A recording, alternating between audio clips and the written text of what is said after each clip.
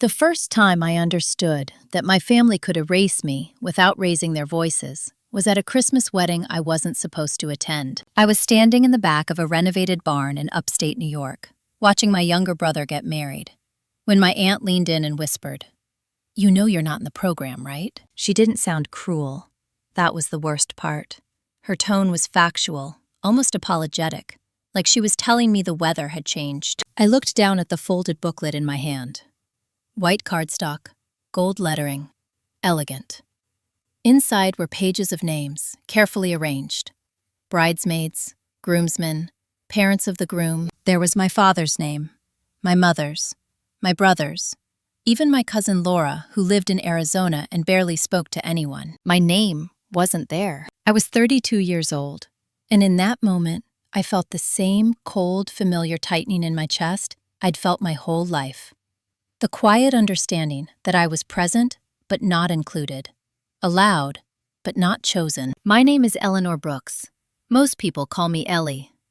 I work in corporate compliance for a mid-sized logistics company in New Jersey. I pay my bills on time. I've never been arrested. I've never asked my family for money. And yet, for as long as I can remember, I've existed on the edges of my own family. Like a piece of furniture, everyone forgot how it got there. I smiled at my aunt and said, "It's okay. I'm just here to support Mark." She patted my arm, relieved that I wasn't making a scene. No one ever worried that I would. I never did. The ceremony started. I stood in the back near the heaters, while the rest of the family filled the front rows. My mother never turned around. My father didn't look for me.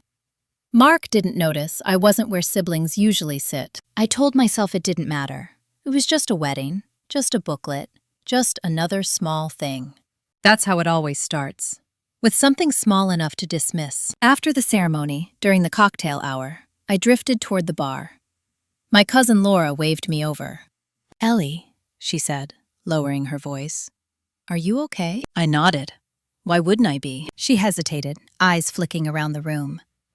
"I just thought, I heard Mom say you weren't supposed to come." I laughed, because that was easier than asking questions I didn't want answered. Well, here I am. Laura bit her lip. "I don't think Dad knows you're here." That was the second time my chest tightened. My father, Harold Brooks, had been the CEO of Brooks Freight Solutions for 25 years.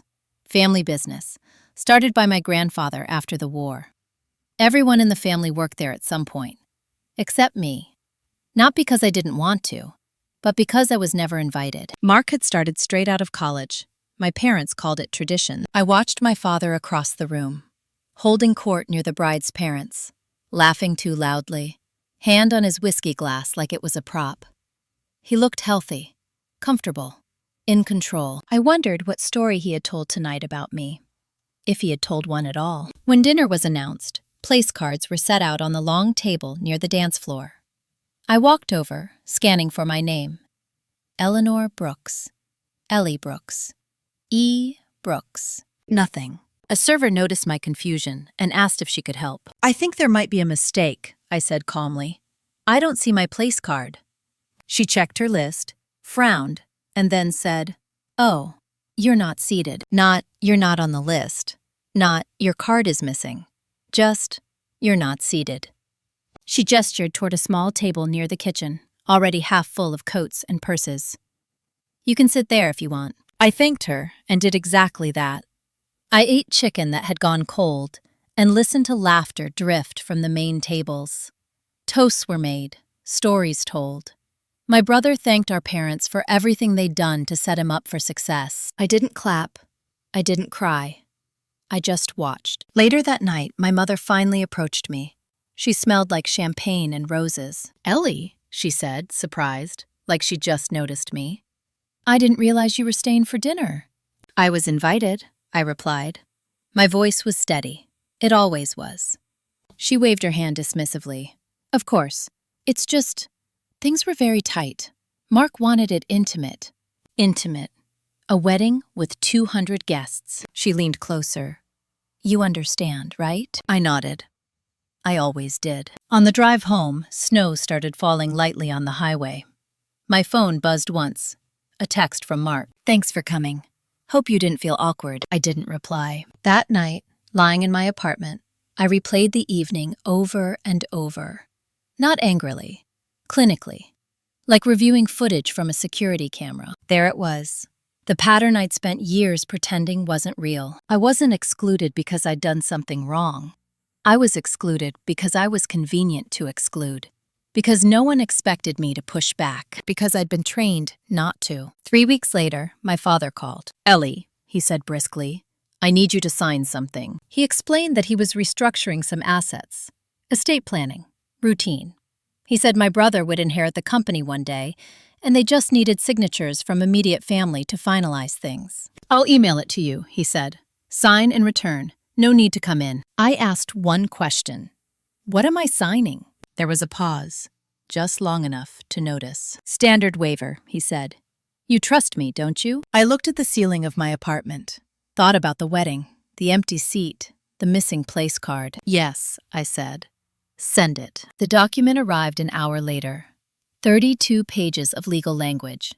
I read every word. By the time I reached the last page, my hands were shaking. I wasn't just being excluded from the business. I was being written out of the family legacy entirely. And this time, it wasn't small. I didn't sign the document that night. Instead, I poured myself a glass of water, sat at my kitchen table, and read it again from the beginning. Slower this time. Not like a daughter.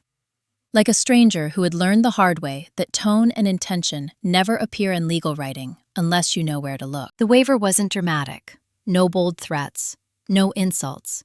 Just quiet, efficient language designed to remove me without resistance. By signing, I would acknowledge that I had no current or future claim to Brooks Freight Solutions, no voting interest, no financial entitlement, and no standing to contest any will, trust, or asset transfer related to the business, past, present, or future. In plain terms, once my pen touched that page, I would no longer exist on paper. I leaned back in my chair and let the realization settle.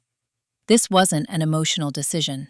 It was administrative, clean, final. And that, more than anything, hurt. My parents had never yelled at me. They'd never told me I was unwanted. They didn't need to. They had mastered something far more effective: quiet displacement. I was included just enough to feel grateful, excluded just enough to never feel secure. I closed my laptop without responding. The next morning, my phone rang at 8:07 a.m. My mother never called that early, unless something was wrong. "Ellie," she said, skipping pleasantries. "Did you get the email?" "Yes." "Well?" she asked. I took a breath. "I have questions." A pause. I could picture her tightening her mouth, the way she always did when conversations went off script. "Your father explained everything," she said. "There's really nothing to discuss." "I'd like to understand why I'm being asked to waive rights I didn't know I had," I replied. Another pause. Longer this time. "Ellie," she said gently, "this isn't personal." That sentence had followed me my entire life. "Then what is it?" I asked. "It's practical," she said. "Mark is involved in the company. You aren't. It just simplifies things." "I work in compliance," I said. "I simplify things for a living. This doesn't simplify. It eliminates." She exhaled sharply. "You're overthinking this." I didn't argue. I didn't raise my voice. I'd learned long ago that reacting emotionally only confirmed the role they'd written for me. "I'll get back to you," I said. My mother's tone cooled instantly. "We need it signed by the end of the week." "I understand." After we hung up, I sat still for a long time. Then I opened my laptop again, not to sign anything, but to search. I typed, "Estate attorney consultation near me." I didn't know yet what I was going to do. I only knew one thing with absolute clarity. I wasn't going to disappear quietly. 2 days later, I sat across from a woman named Judith Klein in a small office above a bakery in Hoboken. She was in her early 60s, wore wire-rimmed glasses, and listened without interrupting as I explained everything from the wedding to the waiver. When I finished, she folded her hands and said, "You're being boxed out." "I thought so," I replied. "This is a classic maneuver," she continued. "Family business, favored child.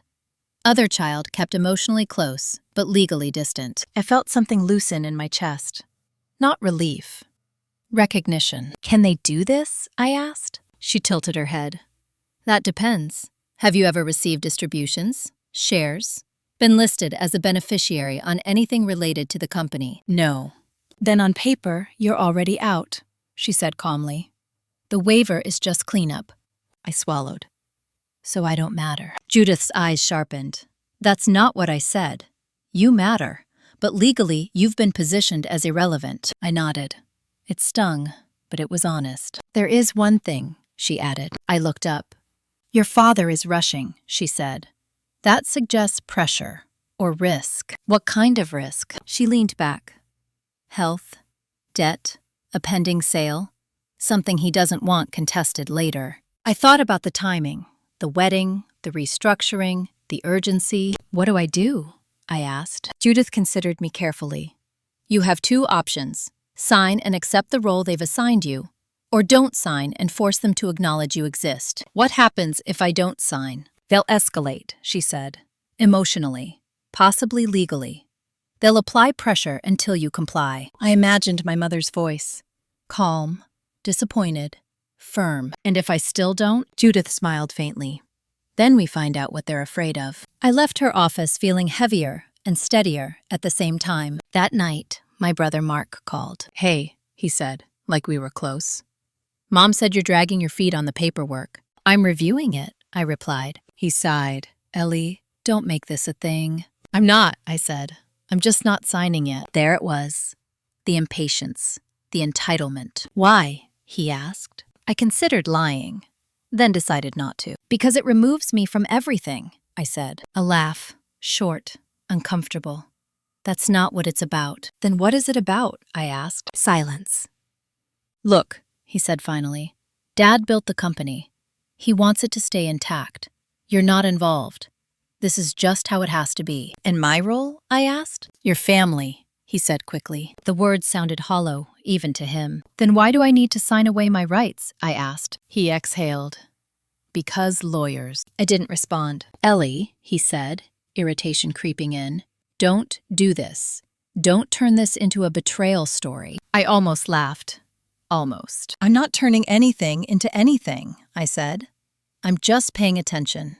He hung up shortly after. By Friday, the messages started. My mother, my father, even my aunt. Everyone spoke carefully. No one threatened. They didn't need to. They reminded me of how much my parents had done for me, how lucky I was, how unnecessary conflict could hurt the family. They never asked how I felt. On Sunday night, I opened the document one last time. Then I forwarded it to Judith, and I replied to my father with a single sentence. I'm not comfortable signing this as written. Please have your attorney contact mine. The response came 10 minutes later, from a number I didn't recognize. Ellie, this is Daniel Ross. I represent your father. We need to discuss your position. I stared at the message, heart steady. For the first time, they weren't talking to me like a child. They were talking to me like a problem. And problems, I knew how to handle. Daniel Ross called the next morning at exactly 9 a.m. His voice was smooth, practiced, the kind that never wasted words. Eleanor, I understand you have concerns about the waiver. I do, I said. He paused, waiting for more. When I didn't elaborate, he continued. Your father is surprised by your hesitation. I'm not, I replied. Another pause, shorter this time. The document is standard, he said. It doesn't change your relationship with your family. That's not true, I said. It formalizes it. I could hear papers shifting on his desk. What exactly do you want, Eleanor? There it was. Not what I was worried about, not what felt unfair, just what I wanted. Like this was a negotiation, and not the quiet erasure of a daughter. I want transparency, I said. And time. Time for what? To understand what I'm being asked to give up. He sighed softly, the way men do when they believe a conversation has gone on longer than necessary. Your father is restructuring ownership to prepare for retirement. Retirement. That word landed differently now. How soon? I asked. Within the year, he said. That was new information. And if I don't sign? I asked. There it was again. The silence.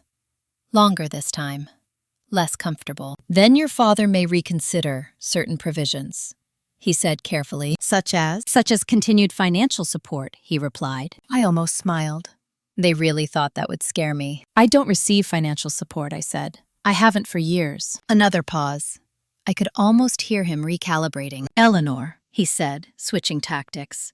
This doesn't need to become adversarial. I agree, I said, but it's already unilateral. The call ended shortly after.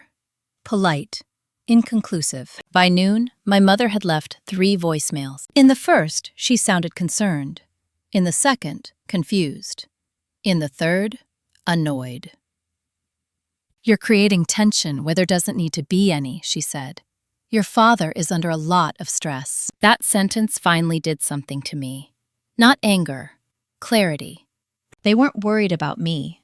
They were worried about timing. That afternoon, I took a half-day off work and drove to my parents' house for the first time since the wedding. Large colonial, long driveway, manicured lawn. The house I grew up in, but never felt entirely at home inside. My mother answered the door, startled to see me. "Ellie," she said, "you should have called." "I did," I replied. "You didn't pick up." She stepped aside to let me in. The house smelled like lemon cleaner and coffee. Everything exactly where it had always been. My father was in his study. When he saw me, his jaw tightened. "This isn't necessary," he said. "I disagree," I replied. We sat, across from each other. No hugs, no tea. "You're being difficult," he said plainly. "I'm being cautious," I said. He scoffed. "About what? You were never involved in the business." "That wasn't my choice," I replied. He waved that away. "Mark showed interest. You didn't." "I was never asked." My mother interjected. "Ellie, this isn't the time to rehash old grievances." I looked at her. "This isn't old. This is happening now." My father leaned forward. "You want something," he said. "Just say it." I met his eyes. "I want acknowledgement." He frowned. "Of what?" "Of the fact that you're asking me to give up something you never told me I had." His face hardened. "You don't have it." "Then why do you need my signature?" I asked. The room went very still. My mother broke the silence. "Because lawyers are cautious," she said too quickly. I stood. "I won't sign until I've reviewed everything with my attorney." My father stood too. "If you do this," he said, voice low, "you'll regret it." There it was. Not concern, not disappointment. A warning. "I already regret a lot of things," I said. "This won't be one of them." I left without another word. 2 days later, Judith called me. "They're moving faster," she said.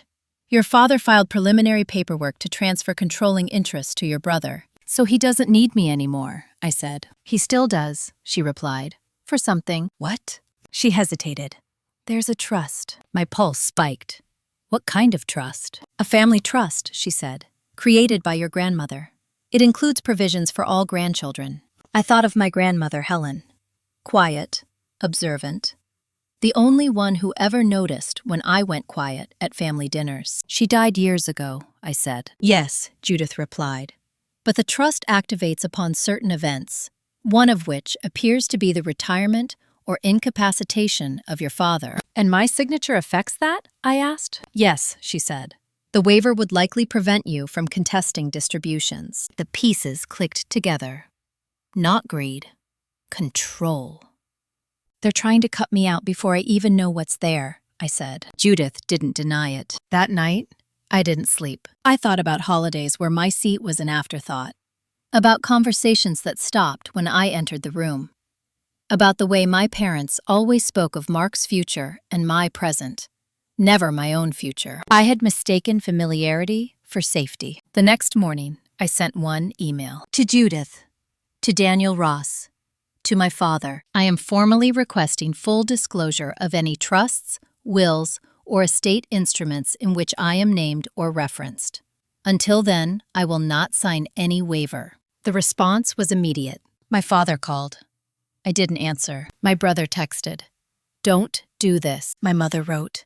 "You're tearing the family apart." I stared at the messages, strangely calm. I hadn't torn anything apart. I had just stopped holding it together by myself. That evening, Judith forwarded me a document she'd obtained through a court filing. A summary of the trust. I scrolled slowly, and then I saw it. Eleanor Brooks, contingent beneficiary. Not equal, not primary, but not nothing. For the first time in my life, there it was, in black and white. Proof that I had always been meant to receive something, and proof that someone had been working very hard to make sure I never did. The word contingent followed me for days. I saw it when I closed my eyes, heard it in the pauses between conversations. It wasn't an insult exactly. It was worse. It meant conditional, optional, replaceable. I was a backup plan in my own family. Judith explained it carefully when we met again. Your grandmother's trust names your father as the primary beneficiary during his lifetime. After that, the assets are to be distributed among his children. But the language is flexible. Flexible how? I asked. She allowed discretion, Judith said, which means your father has significant influence over how, when, and if distributions occur, especially if beneficiaries sign waivers. So Mark is guaranteed, I said. Yes, and I'm not. No, she agreed. You never were. I didn't cry. I didn't feel surprised. I felt validated in a way that was almost uncomfortable. There's more, Judith continued. The trust includes a clause about family business succession.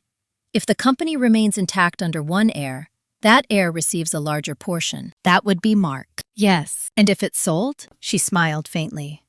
Then the distribution changes. That night, my father invited me to dinner. Not a request, an invitation.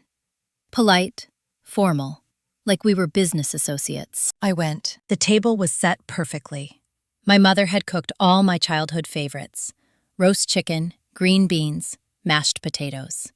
It felt like a performance. We ate in near silence until my father spoke. You've made things complicated, he said. I've made them visible, I replied. He frowned. You don't understand the pressure I'm under. I understand more than you think, I said.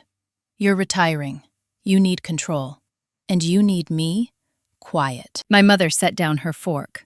Ellie, please. I'm not attacking anyone, I said. I'm stating facts. My father leaned back. You were never interested in the company. That's not the same as being uninterested, I said. You never asked, he scoffed. You wouldn't have lasted. That landed harder than I expected. Not because it hurt, but because it was honest. I know, I said, and that's fine. But don't confuse suitability with worth. His eyes narrowed. What do you want? The question again. Always framed like desire was my flaw. I want my name acknowledged, I said, in writing. I want transparency, and I want time to decide my future without being pressured into erasing myself. My mother's voice trembled. Why are you doing this now? I looked at her. Really looked. Because I finally noticed the pattern, I said. And because I don't want to be 55 and still asking why I was never chosen. Dinner ended shortly after. 2 weeks passed. No calls, no texts, silence. Then Judith called. They've made a move, she said. What kind? Your father is planning to sell a minority stake in the company, she replied. To a private equity group. That surprised me. Why would he do that? Liquidity, she said. And leverage. And the trust, I asked. If the company changes hands, she said slowly, your grandmother's distribution clause may trigger sooner than expected. I sat back.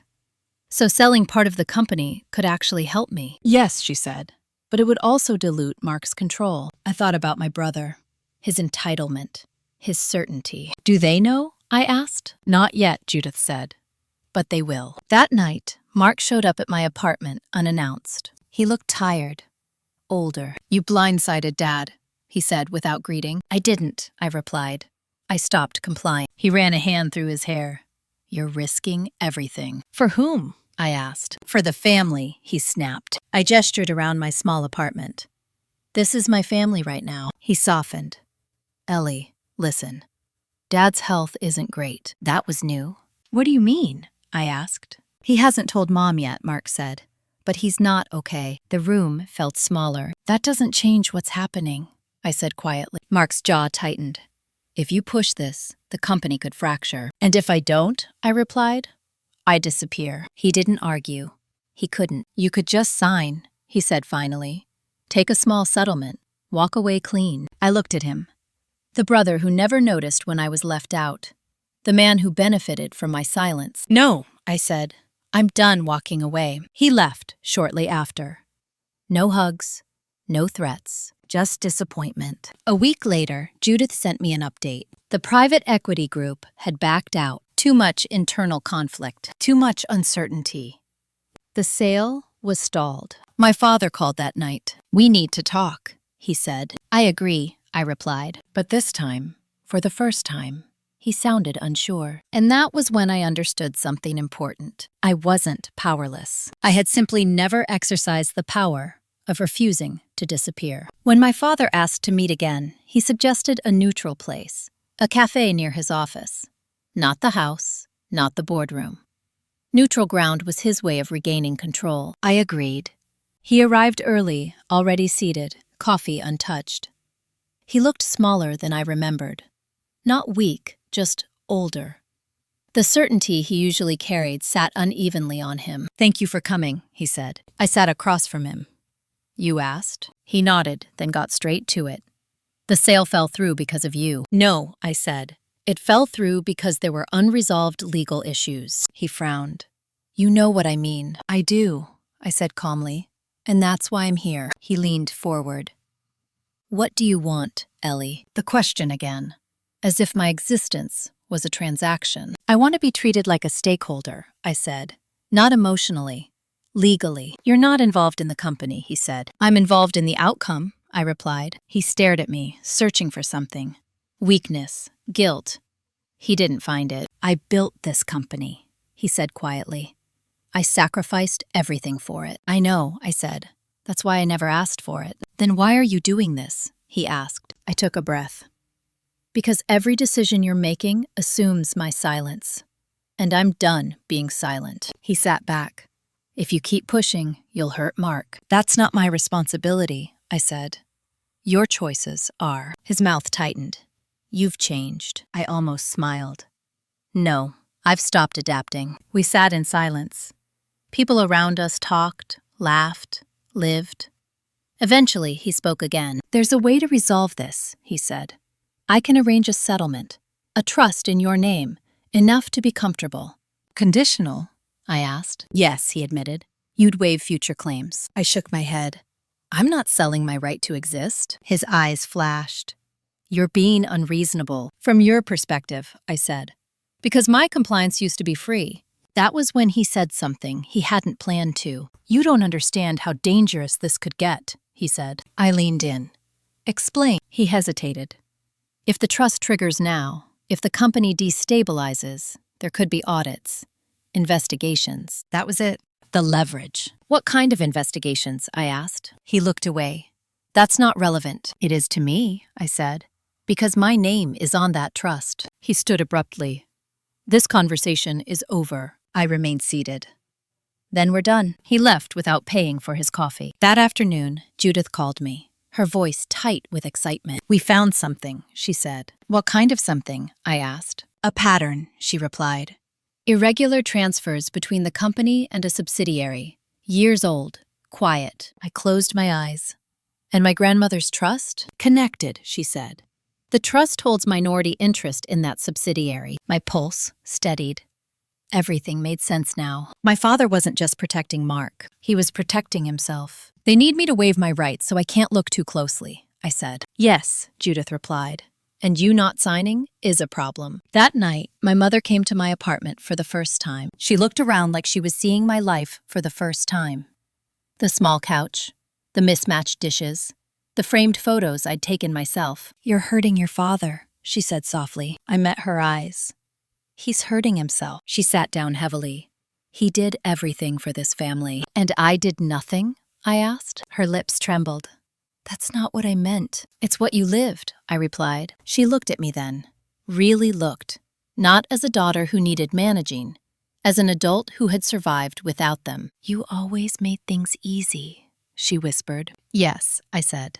"And you got used to that." She left an hour later, quieter than when she arrived. The next morning, Judith sent me a draft filing, a formal request for trust account. Once submitted, it would legally require disclosure of all trust-related assets and transactions, including the subsidiary, including the transfers. I stared at the document for a long time. This wasn't revenge. Not yet. This was reclamation. I signed. 2 days later, my father's attorney called. "Eleanor, Daniel Ross said, his tone tight. This filing is aggressive. It's lawful, I replied. It will escalate things. I know, I said. That's the point. He exhaled. Your father is willing to negotiate. I smiled, though he couldn't see it. I'm listening, I said. But for the first time in my life, I wasn't waiting. I was deciding. They scheduled the negotiation for a Friday afternoon. That alone told me everything. Friday meetings are designed to exhaust people. Decisions made when everyone wants to go home are rarely fair. My father had used that tactic his entire career. I noticed it now because I wasn't on the inside anymore. Judith noticed too. They think you'll fold, she said, as we sat in a conference room overlooking the river. They assume you want this over. I do, I said, just not on their terms. The door opened exactly at 2:00.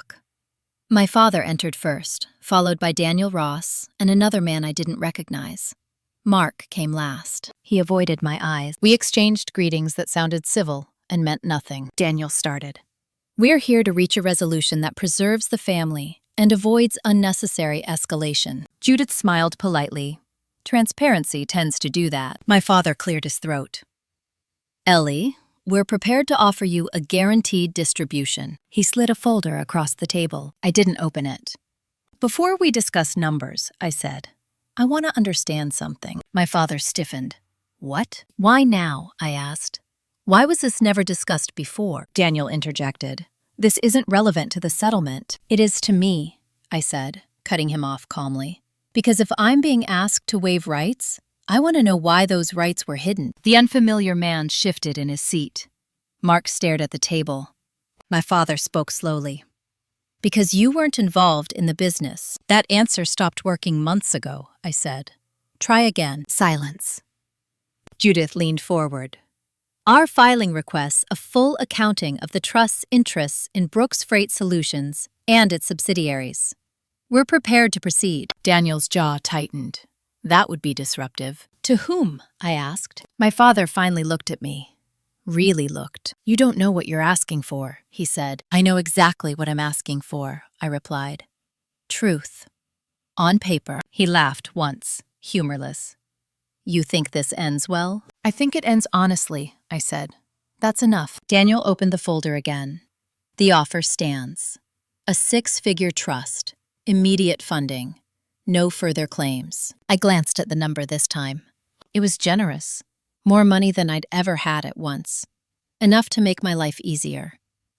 Enough to buy my silence. I closed the folder. No, I said. Mark looked up sharply. Ellie. No, I repeated, not raising my voice. I won't waive my right to information. I won't agree to anything conditional. And I won't pretend this is about family harmony. My father's face reddened. Then what is it about? It's about control, I said. And the moment I stopped giving it to you, everything started falling apart. That was when the unfamiliar man spoke. Perhaps, he said carefully, we should take a break. Daniel shot him a look. My father stood abruptly. This meeting is over. Judith remained seated. We'll expect compliance with the accounting request within the statutory timeline. They left without shaking hands. Mark lingered. I didn't know, he said quietly. I met his eyes. You didn't want to know. He nodded, once. You're going to ruin him. I shook my head. He did that himself. The next 3 weeks were a blur of emails, filings, and silence. Then the report arrived. Pages of transactions. Dates, amounts, transfers between the company and the subsidiary held partially by the trust. Judith called me as soon as she finished reviewing it. It's worse than we thought, she said. How? I asked. He used trust-held assets to cover company losses, she said. Without disclosure. Without proper authorization. My stomach tightened. Not with fear, but with certainty. That's illegal, I said. Yes, she replied. And if reported, it could trigger penalties, audits, personal liability. I thought about my father's warning, about investigations. He hadn't been exaggerating. What happens now? I asked. Judith paused. Now you have leverage. I stared out my window at the city moving on, unaware. I don't want revenge, I said. I know, she replied. You want choice. Exactly. That night, my mother called. Her voice was thin. Your father isn't sleeping. I'm sorry to hear that, I said. He says you're doing this to punish him. I'm doing this to protect myself, I replied. She was quiet for a long time. He never meant to hurt you, she said. I know, I said. He just didn't care enough to stop. She started crying then, not loudly, quietly. I didn't know how to fix it, she whispered. I'm not asking you to, I said. I'm asking you to see it. The next morning, Daniel Ross emailed Judith. We are prepared to revise our position. I read it twice. They weren't offering peace. They were asking for mercy. And for the first time, I understood something no one had ever taught me. Power doesn't come from shouting or winning. It comes from being willing to walk away from the role you were assigned. They didn't ask for another meeting. Instead, they sent paper, revised drafts, softened language, new numbers, everything presented as if this were a reasonable evolution of a reasonable conversation, not a retreat. Judith and I went through it line by line. They're conceding more than before, she said, but they're still protecting him. Of course they are, I replied. That was always the priority. The new proposal offered me a defined share of the trust upon my father's retirement, with partial early distribution. No waiver of past claims. A limited waiver of future litigation, except in cases of fraud or misrepresentation. It was better. It wasn't enough. What happens if I say no again? I asked. Judith didn't hesitate. We proceed. Accounting findings go to the court, possibly regulators. And my family? I asked. She met my eyes. That depends on how much of a family they're willing to be. That night, Mark came over again. He didn't knock. He stood in the hallway, uncertain. Dad's scared, he said. I know, I replied. He says you're destroying everything. I waited. I read the documents, Mark continued. I didn't know about the transfers. Now you do, I said. He rubbed his face. He says it was temporary. It always is, I replied. Mark looked at me then. Really looked. What do you want from me? I considered the question. Nothing, I said. I don't want you to fix this. I want you to stop benefiting from it. He flinched. You're asking me to choose, he said. No, I replied. I'm asking you to notice. He left without another word. The following week, Judith arranged a call with Daniel Ross. This can end quietly, Daniel said. Your father is willing to step back from certain decisions. On paper? I asked. Yes, he said reluctantly. And the trust? I asked. Revised distributions, he said. Equal upon triggering events. And until then? I pressed. A seat at the table, he said. I closed my eyes. For most of my life, I'd been standing, watching others sit. I want it in writing, I said. I want oversight, independent. Daniel sighed.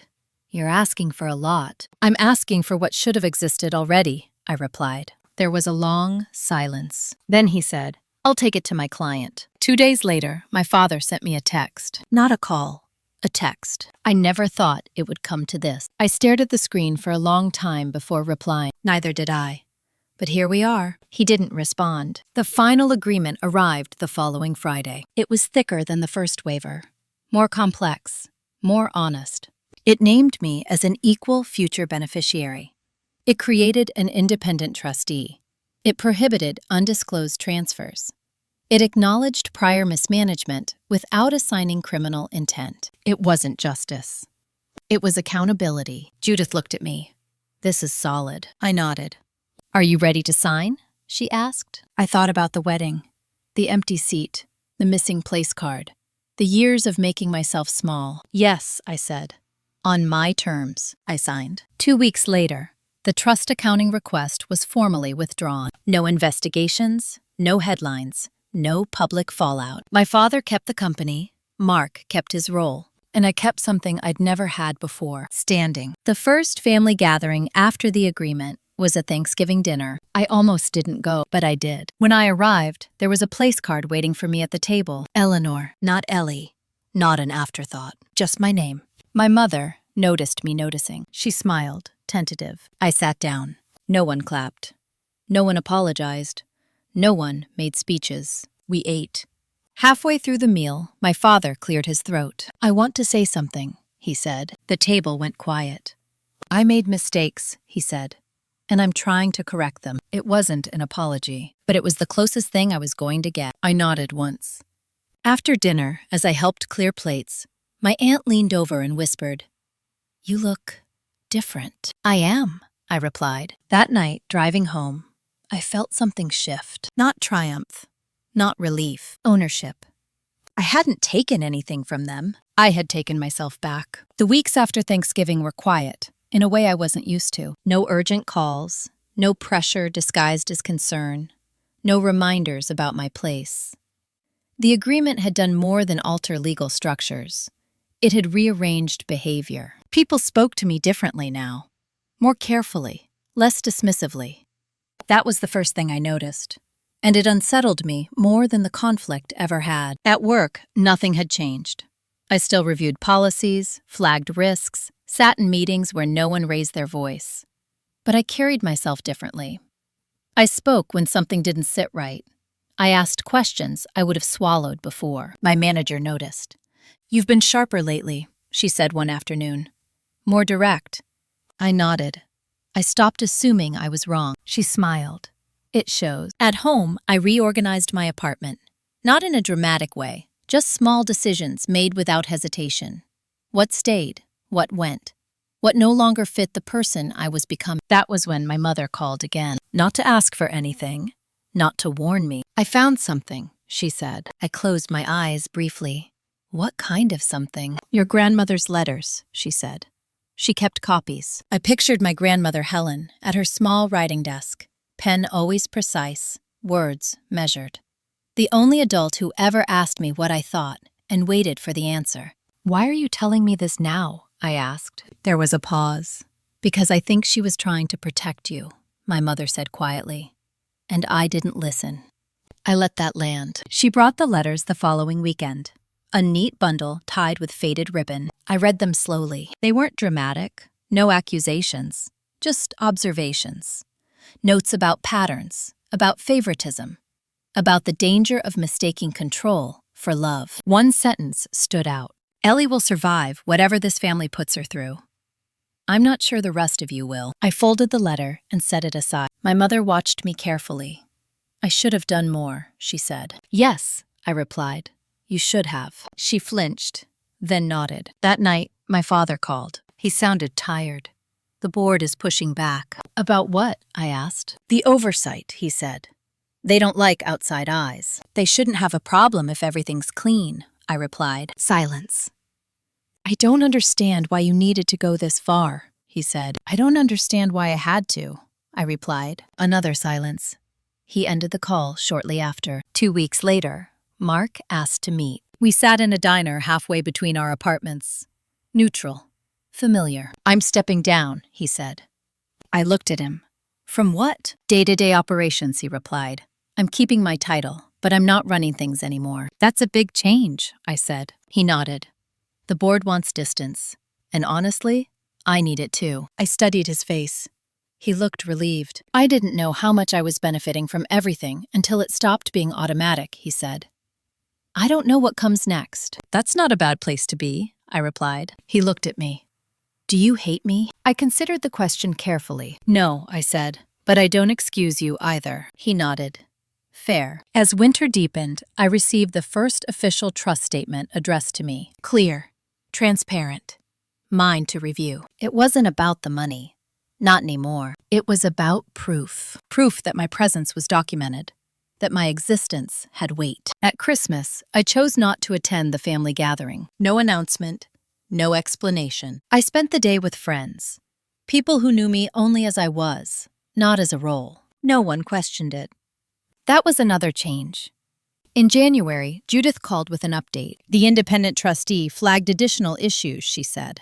Nothing catastrophic, but corrective measures are being enforced. "And my father?" I asked. "He's complying," she said, reluctantly. I thanked her and hung up. Later that night, I stood by my window, watching snow fall quietly over the city. I thought about how long I had mistaken endurance for virtue. How much energy I'd spent proving I was low maintenance, agreeable, grateful. I hadn't been difficult. I'd been invisible. And invisibility had a cost. Now, when people looked at me, they saw someone who would not disappear quietly. That wasn't power in the way movies portray it. It was quieter, heavier. It was the kind, that stays. The email arrived in early February.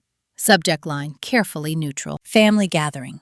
Important. I stared at it longer than necessary before opening it. My father had written it. Formal, precise. He was inviting everyone to a weekend at the old lake house in March. The same one where we'd spent every summer growing up. The same one where I'd learned, slowly, that silence was rewarded. I hadn't been there in years. At the bottom of the email, a single line stood out. Ellie, I hope you'll come. Not a request. Not an apology. An acknowledgement. I forwarded it to Judith with one sentence. Do I need to be careful? Her reply came quickly. Only if you forget who you are now. I decided to go. The lake house looked smaller when I arrived. Less like a refuge. More like a relic. My mother hugged me first. Tentative. Careful. My father nodded. Mark smiled faintly. No one mentioned the agreement. No one mentioned the trust. It hung in the air like humidity. Dinner was polite, controlled. Conversations skimmed the surface. Weather, work, neighbors. Afterward, my father asked me to walk with him down to the dock. The lake was frozen, moonlight reflecting off the ice. I didn't invite you to apologize, he said. I didn't come for one, I replied. He nodded. Fair. We stood side by side, hands in our pockets. I built my life around certainty, he said. Control. Predictability. I know, I said. And when you stopped playing your part, he continued, everything I'd arranged started shifting. That's what happens when systems rely on one person absorbing the imbalance, I said. He looked at me then, eyes tired. You sound like a lawyer. I learned from watching you, I replied. A corner of his mouth twitched. I thought I was protecting the family, he said. You were protecting the structure, I said, not the people inside it. He didn't argue. The next morning, my aunt pulled me aside. You've changed the temperature in the room, she said. I didn't mean to, I replied. She smiled sadly. Yes, you did. And it was overdue. On the drive home, I felt something I hadn't expected. Closure. Not because everything was resolved, but because I no longer needed it to be. 2 weeks later, the first distribution from the trust arrived. I deposited it without ceremony. Paid down debt, invested the rest. Nothing flashy. Money, I'd learned, wasn't freedom. Clarity was. That same week, I received an unexpected call. Eleanor Brooks? A woman asked. Yes. My name is Rachel Myers. I'm an associate editor with a business ethics journal. We're researching family-owned companies and succession conflicts. Your name came up. I laughed softly. That doesn't surprise me. She wanted to talk. Off the record. No names. I agreed. As I spoke, carefully, factually, I realized something else. My story wasn't unique. It was common. Families called it loyalty. Businesses called it efficiency. But the cost was always the same. Someone absorbed the imbalance until they couldn't anymore. That night, I received a text from my mother. Your grandmother would have been proud of you. I replied with 2 words. I know. I slept better than I had in years. Not because everything was fixed, but because I had stopped asking a system designed to exclude me to suddenly include me out of kindness. I had built my own footing, and it was solid. The first time someone asked me why I didn't just let it go, I almost answered, out of habit. It happened at work, during a late meeting that had stretched past 6. A colleague I barely knew lingered as we packed up laptops. I heard about your family situation, she said carefully. Must have been exhausting. It was, I replied. She hesitated, then asked the question people always ask when they're trying to sound reasonable. Why didn't you just take the settlement and move on? I paused. Not because I didn't know the answer, but because I realized I no longer owed it to anyone. I did move on, I said. Just not the way they expected. She nodded slowly, unsure what to do with that, and left. That question followed me in quieter ways, too. In looks, in tone, in the subtle implication that peace is always preferable to truth. I stopped engaging with it. In March, the board at Brooks Freight Solutions announced a formal restructuring. New compliance protocols, independent audits, a gradual transition of leadership away from family control. It was framed as modernization. I knew better. My father stepped back publicly. Mark remained involved, but without the authority he'd once assumed would be his by default. They didn't blame me. They didn't thank me either. That was fine. One afternoon, Judith called with an update. The trust will fully vest in 18 months, she said, assuming no further issues. And if there are, I asked. Then you'll be informed, she replied. That's the point, I smiled. That same week, my father invited me to lunch again. This time, I said yes, without hesitation. We met at a quiet restaurant near the river. No lawyers, no folders. He looked older, not frail, just unarmored. I've been thinking about what you said, he began. About structures. I waited. I confused obedience with stability, he said. And I didn't realize how much depended on you not pushing back. I nodded. Most systems don't. He exhaled. I don't know how to fix what I did. I'm not asking you to, I said. I already did. That surprised him. You don't need me to change? He asked. I need you to respect the boundaries I set, I replied. Whether you understand them or not. He nodded slowly. I can do that. When we stood to leave, he hesitated. I am proud of you, he said quietly. It wasn't an apology, but it wasn't nothing. In April, I turned 33. No family dinner, no speeches. Just a small gathering with friends. Laughter, cake, ease. I didn't feel the absence. That was new. Later that night, as I cleaned up, I caught my reflection in the kitchen window. I looked steady, grounded. I thought about the girl who'd stood at the back of a wedding, holding a program, with her name missing. She hadn't been weak.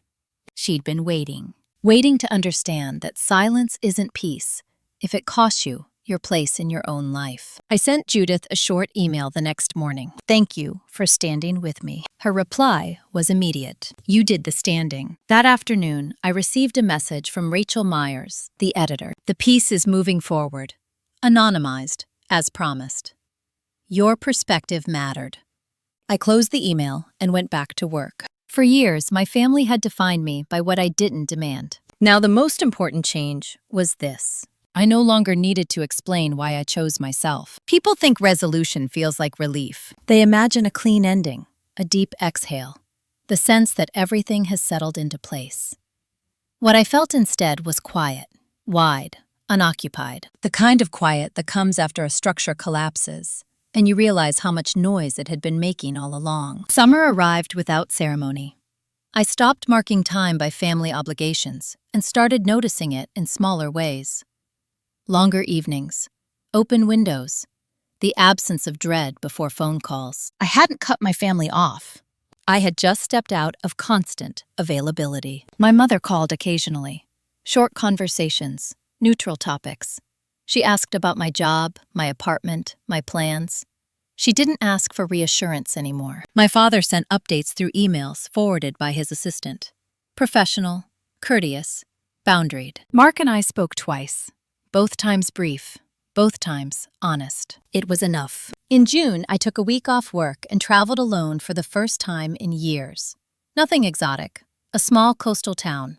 Long walks, early mornings. I brought a notebook but didn't write much.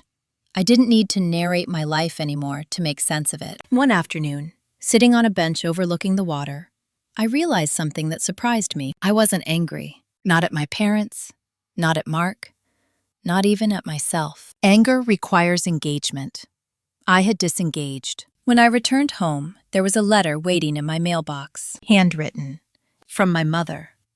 I opened it slowly. She wrote about her childhood, about how she'd learned to keep peace by smoothing things over, about how she'd mistaken endurance for love. I read the last line twice. I'm trying to learn how not to disappear inside other people's expectations. I folded the letter and set it aside. That night, I dreamed of my grandmother.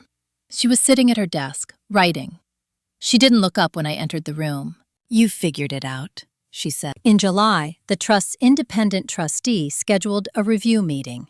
Routine, transparent. I attended, asked questions, listened.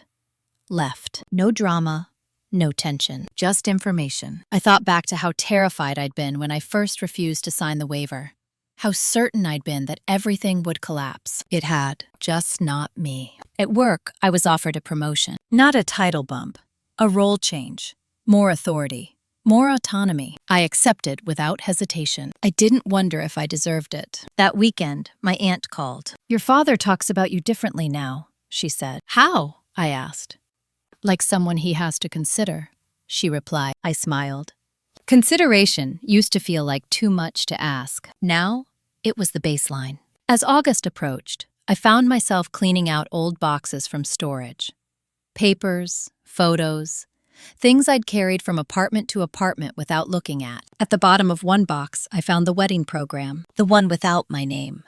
I held it for a moment, then I threw it away. Not because it no longer hurt, but because it no longer defined me. That night, I sat on my couch, lights low, window open, city sounds drifting in. I thought about how many years I'd spent believing that being loved meant being tolerated. How wrong I'd been. Love without agency is just control with better branding. And control only works as long as you agree to it. I didn't anymore. I used to think endings were loud. Arguments, confessions, someone finally saying the thing everyone had avoided for years. That's how stories usually close, especially the ones people like to hear. But my ending didn't arrive with raised voices or slammed doors. It arrived on an ordinary Tuesday morning. I was sitting at my kitchen table, sunlight cutting across the floor, coffee going cold beside my laptop. An email notification popped up from the independent trustee. Routine update, attachments included. Nothing urgent. I opened it, skimmed the numbers, the notes, the confirmations. Everything was exactly as it was supposed to be. No hidden clauses, no last-minute conditions, no surprises. That was the moment I understood this chapter of my life was done. Not because my family had changed into something better. Not because the past had been rewritten or forgiven, but because my future no longer required their permission. Later that week, my father called. Not to discuss business, not to negotiate. I'm stepping down completely at the end of the year, he said. The board agreed. Okay, I replied. I wanted you to hear it from me, he added. I appreciate that, I said, and meant it. There was a pause, the kind that used to make me nervous. You were right, he said finally. About one thing, I waited. I built everything so carefully that I didn't notice who it was built on. My throat tightened, just slightly. I hope you're building something different, he said. I am, I replied. When the call ended, I didn't sit with it. I didn't replay it. I didn't analyze his tone for hidden meaning. I closed my laptop and went to work. A month later, the trust fully activated the first major distribution under the new structure. I reviewed the documents, signed what needed signing, and filed everything away. I didn't celebrate. I used part of it to make my life easier. I invested the rest. Quiet decisions, practical ones. There was no revenge purchase, no symbolic gesture. I didn't need one. The real payback had already happened. I had taken back my right to choose. At Thanksgiving that year, I hosted dinner in my apartment. Friends filled the space. Laughter echoed off walls that had once felt too small. Someone burned the rolls. Someone else forgot the cranberry sauce. It was imperfect, warm, real. My phone buzzed once during the evening.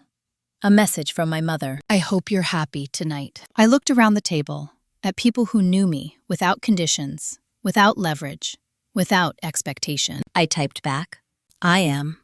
And for the first time, it wasn't something I needed her to understand. Later, after everyone left, I stood by the window again, watching the city settle into sleep. I thought about the girl who'd spent years being agreeable, invisible, grateful for scraps of inclusion.